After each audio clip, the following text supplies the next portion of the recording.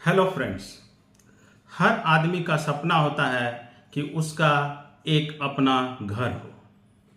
इसके लिए वह जिंदगी भर मेहनत करता है, कमाई करता है और एक छोटा सा घर, फ्लैट खरीदने की या फिर बनाने की इच्छा रखता है। कभी कभी तो वो अपनी पूंजी से कोई घर बना लेता है, घर खरीद लेता है। लेकिन कभी कभी क्या होता है कि उसके पास उसका जो कमाई का स्रोत होता है, जो पूंजी होती है, वो एक बार इतनी जमा नहीं कर पाता है कि एक बार में कोई घर या फ्लैट खरीद सके। तब उसे ज़रूरत पड़ती है कि कहीं से वो लोन लेकर, उधार लेकर अपने सपने को पूरा कर सके। तो ऐसे में वह होम लोन की तलाश करता है। जी हाँ दोस्तों, आज के इस एपिसोड में हम लोग बात करेंगे कि आप होम लोन कहाँ से ले सकते हैं, कैसे ले सकते हैं, होम लोन देने की क्या क्राइटेरिया है, आपको कौन कौन से ज़रूरी डॉक्यूमेंट लगते हैं, आपको कितना होम लोन मिल सकता है। सारे विषयों पर डिटेल रूप से हम लोग आज चर्चा करेंगे।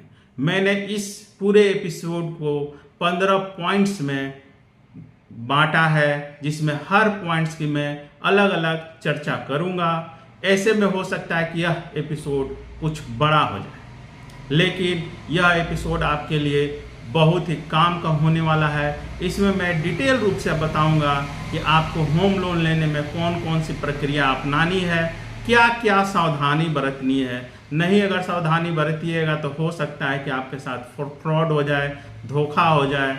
तो दोस्तों, अगर आप लोगों ने अभी तक हमारे चैनल को सब्सक्राइब नहीं किया है तो प्लीज़ सब्सक्राइब कर लीजिए।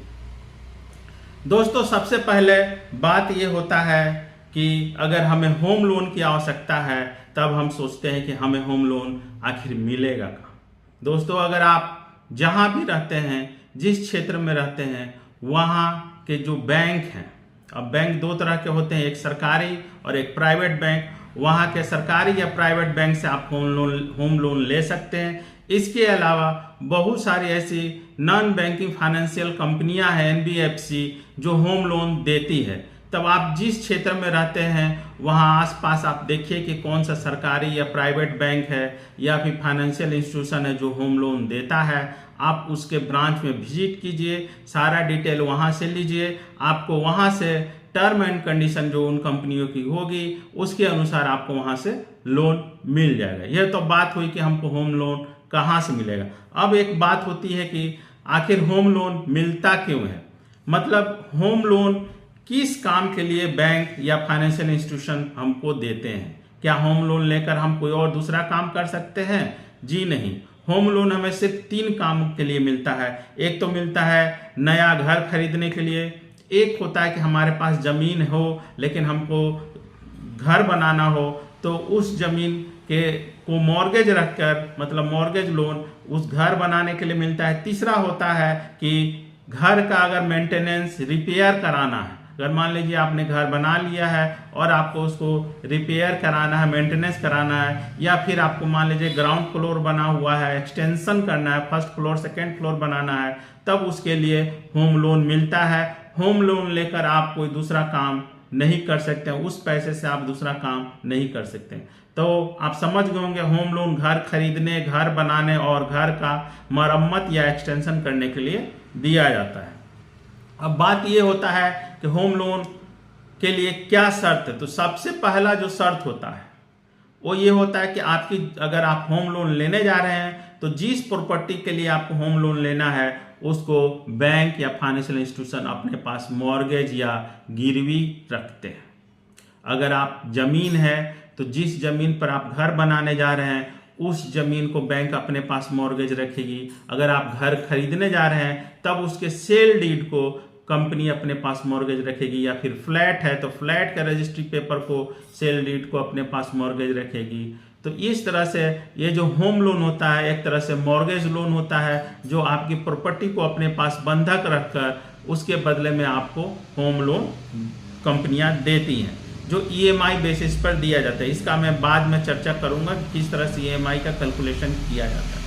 अब चौथा बात होता है कि आखिर हमको होम लोन कितना मिल सकता है। मान लीजिए घर आजकल के समय में, महंगाई के समय में घर 50 लाख 60 लाख 1 करोड़ 2 करोड़ के नीचे कोई घर बढ़िया मिलेगा नहीं। तब यह हो जाता है कि भाई हमको होम लोन कितना मिलेगा, अगर 1 करोड़ का प्रॉपर्टी है तो क्या है हमको 1 करोड़ मिल जाएगा?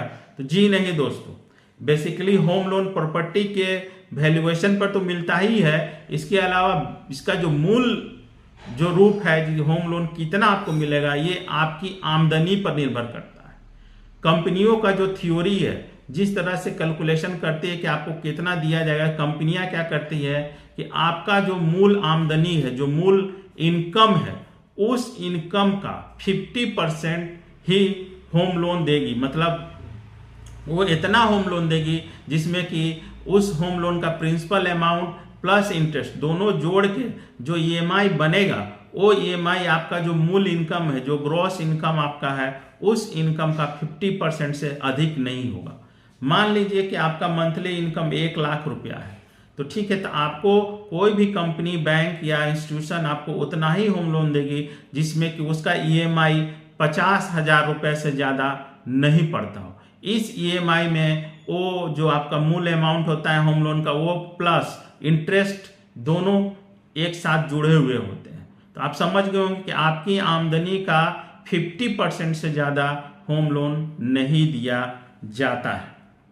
अब हम लोग बात करते हैं कि होम लोन के लिए कौन लोग आवेदन कर सकते हैं। तो इसमें एक तो आप स्वयं कर सकते हैं, जो अगर आप आमदनी आप कमाने वाले हैं, आपका इनकम का स्रोत है, चाहे वो सैलरी से हो, बिजनेस से हो या फिर कोई और इनकम का स्रोत हो, तो आप कर सकते हैं। और बहुत बार क्या होता है कि जब हम लोग होम लोन लेते हैं तब वो अमाउंट काफ़ी कम हो जाता है और जिससे कि हमारा काम नहीं बन पाता। अगर मान लीजिए हमारी आमदनी थोड़ी कम है और जितनी हमें ज़रूरत है घर खरीदने के लिए या बनाने के लिए, उतना हमें होम लोन नहीं मिल रहा है, क्योंकि होम लोन हमारी आमदनी पर निर्भर करता है। तब ऐसी स्थिति में क्या है कि एक उपाय है कि आप अपने होम लोन के साथ एक सह आवेदक, मतलब आप अगर आवेदक हैं तो आपके साथ एक सह आवेदक जोड़ सकते हैं। ये सह आवेदक कौन होगा? जो मतलब होम लोन जो आप ले रहे हैं उसमें आपका पार्टनर हो जाएगा। वो कौन हो सकता है? एक तो पति पत्नी दोनों मिलकर ले सकते हैं, लेकिन ये है मैं बताता हूं क्या टर्म एंड कंडीशन होता है। पति पत्नी सह आवेदक हो सकते हैं, भाई बहन हो सकते हैं, माता पिता के साथ अविवाहित पुत्र सह आवेदक हो सकता है। अब ये सह आवेदक होने से आपको क्या बेनिफिट होगा कि उसमें जो उसकी इनकम होगी और जो आपकी इनकम होगी, वो दोनों इनकम को जोड़ के टोटल इनकम जोड़ दिया जाता है। मतलब अगर मान लीजिए आप भी कमाने वाले हैं और आपकी पत्नी भी कमाने वाली है, तब होम लोन लेने की स्थिति में आप और आपकी पत्नी दोनों के इनकम को जोड़कर होम लोन का ईएमआई को कैलकुलेट किया जाएगा और दोनों का आमदनी, अगर मान लीजिए आप 1 लाख कमाते हैं, आपकी पत्नी 1 लाख कमाती है, तो दोनों की आमदनी 2 लाख हो गई। उस हिसाब से जो ईएमआई आएगा, अगर 1 लाख तक का ईएमआई अगर आ रहा है, तब आपको उस हिसाब से उतना लोन मिल जाएगा। तो ये सह आवेदक की जरूरत तब पड़ती है जब हमारे खुद की आमदनी उतनी पूरी नहीं पड़ पाती जितना कि हमें जरूरत होता है। तो आप समझ गए होंगे कि सह आवेदक कौन हो सकता है। इसके अलावा अब आप सोच रहे होंगे कि अगर मेरा जो होम लोन है, मैं कितना होम लोन लूंगा कि मंथली मुझे कितना रिपेमेंट करना पड़ेगा। तो दोस्तों, आज के समय में सभी बैंकों के और सभी फाइनेंशियल इंस्टीट्यूशन के वेबसाइट पर आप जाइएगा तो वहाँ पर ऑनलाइन ईएमआई कैलकुलेटर लगा हुआ है। वहाँ पर उनका इंटरेस्ट रेट भी दिया हुआ रहता है। वहाँ पर आप क्या कीजिए, ऑनलाइन ईएमआई कैलकुलेटर उस वेबसाइट पर जाइए उन बैंकों के, वहाँ पर आप अपना होम लोन का अमाउंट डालिए, इंटरेस्ट रेट है उसको डालिए, वो ऑटोमेटिक आपको कैलकुलेट करके बता दे। और टाइम पीरियड आपको डालना है कि आप कितने दिन के लिए लोन लेना चाहते हैं, 5 साल, 10 साल, 20 साल, 15 साल, कितने दिन के लिए। इसका मैं बताऊंगा कि कितना साल का आपको लोन मिल सकता है। इसकी गणना कैसे होती है मैं बाद में बताता हूँ। तो उससे आप कैलकुलेट कर सकते हैं कि आपका इतना अमाउंट, प्रिंसिपल अमाउंट पर इतना इंटरेस्ट लगेगा और इतना आपको मंथली ईएमआई जाएगा। ये आपका वेबसाइट पर, सारे बैंकों के वेबसाइट पर आपको ये या मिल जाएगा, या फिर बहुत सारे मोबाइल के ऐप में भी आपको मिल जाता है ईएमआई कैलकुलेटर। आप उसके हिसाब से भी ईएमआई कैलकुलेट कर सकते हैं। अब बात ये होता है कि बैंक लोन किस आधार पर देते हैं। मतलब बैंक लोन मान लीजिए हम गए, अब हम मेरा मुंह तो देख कर नहीं दे देगा, चाहे आपका मुंह नहीं देख कर दे देगा, तो किस आधार पर बैंकों को लोन देने का जो आकलन का जो तरीका होता है वो क्या होता है। तो एक्चुअली बैंक जो होते हैं वो रिस्क फैक्टर को सबसे पहले कैलकुलेट करते हैं कि उनका जो लोन देने का जो रिस्क फैक्टर है वो क्या है। मतलब वो क्या करेंगे, वो आपके इनकम के स्रोत को देखेंगे, आपके जॉब के स्टेटस को देखेंगे, आपका जो प्रॉपर्टी है उसको देखेंगे कि वो किस तरह की प्रॉपर्टी है जो जिसको वो मॉर्गेज कर रहे हैं। मतलब वो आपका वैल्यू, आपका वेरिफिकेशन और प्रॉपर्टी का वेरिफिकेशन प्लस उस प्रॉपर्टी का वैल्यूएशन करते हैं। जब इसका सारा का वैल्यूएशन और वेरिफिकेशन प्रॉपर्टी का और आपका हो जाता है, उसका एक आकलन तैयार हो जाता है, तब बैंक ये तय करते हैं कि आपको कितना लोन कितने समय के लिए, कितने टर्म, कितने पीरियड के लिए आपको दिया जा सकता है। अब बात ये आती है कि आखिर ईएमआई में क्या क्या होता है।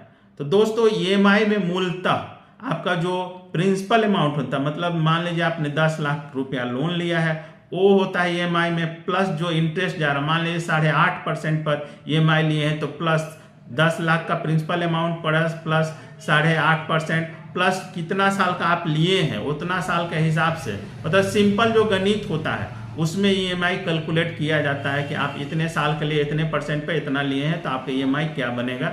ये आप ईएमआई कैलकुलेटर से कर सकते हैं। अब इसमें आप सोच रहे होंगे कि हमको कितना मतलब मिल सकता है। मान लीजिए मेरी प्रॉपर्टी है 50 लाख की जो मैं घर खरीद रहा हूँ, तो मुझे क्या पूरी की पूरी 50 लाख रुपए लोन मिल जाएगी? अगर मैं उतना कैपेबल हूं तो क्या मैं पूरी 50 लाख का लोन ले सकता हूं? तो जी नहीं। आमतौर पर जो कंपनियां होती हैं वो 80 से 85%, 80 से 85% तक का, मतलब जो उस प्रॉपर्टी का वैल्यूएशन है उस वैल्यूएशन का 80 से 85% तक का ही लोन करती है। मतलब आप समझ गए होंगे कि प्रॉपर्टी का जो वैल्यूएशन है, वैल्यूअर, वो बैंक वाले को अपना वैल्यूअर होता है, वो वैल्यूअर आएगा आपका प्रॉपर्टी का जांच करेगा, उसका वैल्यूएशन लगाएगा और उसका जो वैल्यूएशन का जो रिपोर्ट होगा उसके आधार पर 80 से 85% तक का अमाउंट आपको होम लोन मिल सकता है। इसके अलावा मान लीजिए इतना तो प्रोसेस हो गया, अब सोचेंगे कि इतना हो गया, मेरा क्या खर्च है। इसके अलावा आपको देखिए, जब आप प्रॉपर्टी को रजिस्ट्री कराने जाइएगा तो उसका स्टाम्प ड्यूटी हो गया, रजिस्ट्रेशन कॉस्ट हो गया, जो बैंक का फी है, जो प्रोसेसिंग फी जो बैंक का होता है वो हो गया। इसके अलावा आजकल जीएसटी भी लग रहा है। ये सब जो खर्चे हैं ये सारे खर्चे आपको देने पड़ते हैं। इसमें होम लोन इंक्लूड नहीं होता है, होम लोन की अमाउंट इसमें इंक्लूड नहीं किया जाता है। Stamp duty, registration cost, GST plus bank का जो फी होता है वो आपको देना होता है। अब ये बात होती है कि किस बैंक से लूं, कैसे लूं, क्या सभी बैंकों का टर्म एंड कंडीशन सेम होता है? तो ये मान के चलिए कि लगभग 90% बैंक, चाहे वो प्राइवेट हो, सरकारी हो या फाइनेंशियल इंस्टीट्यूशन हो, लगभग उन सभी बैंकों का लगभग 90% जो टर्म एंड कंडीशन होता है लगभग सेम होता है। और जहां तक बात होती है इंटरेस्ट रेट की, तो इंटरेस्ट रेट भी उन लोगों का 0.5 से 0.25 से लेकर 1% तक ऊपर नीचे वेरिएबल करता है। और ये इंटरेस्ट रेट आपके इनकम स्रोत, रिस्क फैक्टर पर भी वेरी करेगा कि आप किस तरह ले रहे हैं। इसके अलावा जब आप लोन लेने जाते हैं, देखिए ये सबसे महत्वपूर्ण बात है, जब आप लोन लेने जाते हैं तब सबसे ज्यादा जरूरी है कि आप यह तय करें कि आपको जो इंटरेस्ट आप देने वाले हैं वो फिक्स्ड रेट पर इंटरेस्ट देना चाह रहे हैं या फ्लोटिंग रेट पर। बैंक जो होते हैं वो होम लोन पर दो तरह के इंटरेस्ट रेट रखते हैं, एक फिक्स्ड इंटरेस्ट रेट, एक फ्लोटिंग इंटरेस्ट रेट जिसको फ्लेक्सिबल बोलते हैं। फिक्स में क्या होता है कि मान लीजिए जिस दिन आप होम लोन लेने गए उस दिन 8.5% पर होम लोन उस दिन चल रहा है और आपने तय किया कि भैया मैं, अगर मेरा 20 साल का टेन्योर है तो मैं 20 साल तक 8.5% के हिसाब से ही दूं। तो इस स्थिति में अगर मान लीजिए बैंक कुछ दिन के बाद अपना इंटरेस्ट रेट 8% कर देते हैं या फिर बढ़ा के 9% कर देते हैं, तो इसका प्रभाव आप पर नहीं पड़ेगा। आपको उसी रेट से ले देना है जिस रेट से आपने तय कर लिए फिक्स इंटरेस्ट। एक होता है फ्लोटिंग इंटरेस्ट रेट। इसमें क्या होता है कि जो बैंकों का इंटरेस्ट रेट कम और ज्यादा होते रहता है, घटता बढ़ता रहता है, तो अगर आप फ्लोटिंग इंटरेस्ट रेट पर लीजिएगा तब उसके हिसाब से ही आपका भी इंटरेस्ट रेट घटेगा और बढ़ेगा। तब ये आपको सोचना है, आपको कैलकुलेट करना है कि आप किस इंटरेस्ट रेट पर लोन लेना चाहते हैं, फिक्स इंटरेस्ट रेट या फिर फ्लोटिंग इंटरेस्ट रेट पर। इसके अलावा देखिए, जो सबसे जरूरी होता है कि आप सोचते हैं कि आखिर हमको कौन कौन सा डॉक्यूमेंट देना पड़ेगा होम लोन के लिए। तो होम लोन के लिए जो जरूरी डॉक्यूमेंट है, मैं आपको एक लिस्ट दे देता हूं, आप वो लिख लीजिए, एक चेक लिस्ट दे देता हूं, इतने इतने डॉक्यूमेंट आपको चाहिए। सबसे पहले तो आपका आईडी कार्ड, पहचान पत्र, जहां जॉब करते हैं उसका पहचान पत्र चाहिए, आधार कार्ड चाहिए, पैन कार्ड चाहिए, सैलरी स्लिप जो आपका इनकम का स्रोत है, अगर सैलरीड है तो सैलरी स्लिप चाहिए, निवास का प्रमाण पत्र चाहिए, जन्म प्रमाण पत्र चाहिए, एडुकेशन क्वालिफिकेशन, आपने पढ़ाई लिखाई कहाँ तक की है, कहाँ से की है, एडुकेशन क्वालिफिकेशन चाहिए, जॉब रिलेटेड अगर जॉब कर रहे हैं तो उससे रिलेटेड डॉक्यूमेंट चाहिए। इसके अलावा बैंक का स्टेटमेंट जिससे कि आपका इनकम स्रोत पता चलता रहे, आईटीआर चाहिए, कम से कम 2 साल का आईटीआर चाहिए, तथा सबसे जो महत्वपूर्ण होता है कि आप जिस प्रॉपर्टी पर लोन लेने जा रहे हैं उस प्रॉपर्टी का सारा लीगल डॉक्यूमेंट, मतलब जमीन का क्या स्थिति है, जमीन का पेपर, नक्शा पास है कि नहीं है, इसके अलावा आपका रजिस्ट्रेशन का जो डीड है वो डीड चाहिए। तो जमीन रिलेटेड जो भी पेपर है वो सारा डॉक्यूमेंट आपको लगेगा। इसके बाद जब इतना सारा डॉक्यूमेंट आप जमा करते हैं, अपना इनकम वगैरह सारा कुछ जमा कर देते हैं, तब बैंक क्या करते हैं, आपका सिविल स्कोर चेक करते हैं। आप तो जान ही रहे हैं सिविल स्कोर क्या होता है। सिविल स्कोर वो लोग चेक करेंगे, अगर आपका सिविल स्कोर निगेटिव नहीं है तब आपको लोन दे दिया जाता है। अब ये लोन आपको लोन ऑफर लेटर के रूप में दिया जाता है। लोन ऑफर लेटर में आपको लोन का टर्म एंड कंडीशन, टाइम का ड्यूरेशन, कि कितना समय के लिए लोन दिया जा रहा है। अब ये एक होता है कि आप सोचते हैं कि हमको भाई 20 साल 25 साल कितना दिन के लिए लोन मिलेगा या फिर हमको लेना चाहिए। तो देखिए, जो बैंक होते हैं चाहे फाइनेंशियल इंस्टीट्यूशन होते हैं, वो आपके इनकम के हिसाब से देते हैं। मान लीजिए आज के समय में आपका रिटायरमेंट एज 60 साल का है और अभी आपका उम्र 35 साल है, तब बैंक आपको मान के चलिए कि 20 साल के टेन्योर तक का आपको लोन दे सकता है। जो ये टेन्योर होता है 5 साल 10 साल 15 साल 20 साल कुछ भी हो सकता है, ये आपके और बैंक के बीच का अंडरस्टैंडिंग प्लस आपका जो रीपेमेंट करने का जो कैपेसिटी है। मतलब मान लीजिए अगर आप 50 साल के होम लोन लेने गए हैं और 60 साल में रिटायरमेंट होता है, तो वो आपको मैक्सिमम 10 साल के लिए ही होम लोन मिलेगा। ये सैलरीड क्लास के लिए। अगर बिजनेस क्लास है तो उनके लिए थोड़ा ये वेरी कर जाता है, उनके लिए अलग टर्म एंड कंडीशन थोड़ा बहुत डिफर करता है। ये अलग अलग बैंकों का अलग अलग टर्म एंड कंडीशन होता है। वो रीपेमेंट के आपकी स्थिति को देखेगा बैंक कि आप कब तक उसको रीपेमेंट कर सकते हैं, उसके हिसाब से यह टाइम का जो ड्यूरेशन होता है उसको बैंक तय करते हैं। तो जो लोन मान लीजिए आपका सारा ठीक है, लोन ऑफर लेटर जो दिया जाता है उसमें लोन का टर्म एंड कंडीशन, इसके अलावा इंटरेस्ट रेट, ईएमआई कितना आएगा उसका, कितने समय के लिए आपको दिया जा रहा है, अगर आप डिफॉल्ट करेंगे तो आपके साथ क्या किया जाएगा, क्या नहीं किया जाएगा, ये सारा टर्म एंड कंडीशन उस पर दिया जाता है। उसके बाद इसमें डिस्पर्शन किया जाता है, फर्स्ट डिस्पर्शन होता है। तो इस तरह से प्रोसेस है। तो इसके बाद आपका लोन पास हो जाता है, फिर आपको लोन का एक किस्त दिया जाए। ये नहीं कि सारा जो लोन, मान लीजिए 20 लाख लोन पास हुआ है तो आप सोचिएगा कि 20 लाख लोन एक बार में मिल जाएगा, अमाउंट नहीं मिलेगा, वो किस्त कर करके मिलता है। बैंक का अफसर आते हैं, वैल्यू आपका प्रॉपर्टी का वैल्यूएशन करेंगे, वेरिफिकेशन करेंगे, देखेंगे घर बन रहा है कि नहीं बन रहा है। हाँ, अगर मान लीजिए पूरा अमाउंट, मान लीजिए अगर रेडीमेड घर खरीद रहे हैं तो उस स्थिति में अमाउंट सारा मिल जाता है और रजिस्ट्री के समय चेक के थ्रू बैंक कंपनियां दे देती हैं। तो ये अलग अलग कंडीशन होता है, जो डिफर होता है, सब में अलग अलग होता है कंडीशन, क्या है क्या नहीं है। तो दोस्तों, ये मैंने बहुत ही शॉर्ट में आपको बताने का प्रयास किया कि आप अगर होम लोन लेना चाहते हैं तो आपको क्या जरूरी डॉक्यूमेंट लगेंगे, आपको कितना मिल सकता है, किस आधार पर मिल सकता है, सारा मैंने डिटेल से आपको बताया है। अगर आपको इसके अलावा कोई और क्वेश्चन हो, कुछ पूछना चाह रहे हो तो कमेंट करके पूछ सकते हैं। धन्यवाद दोस्तों।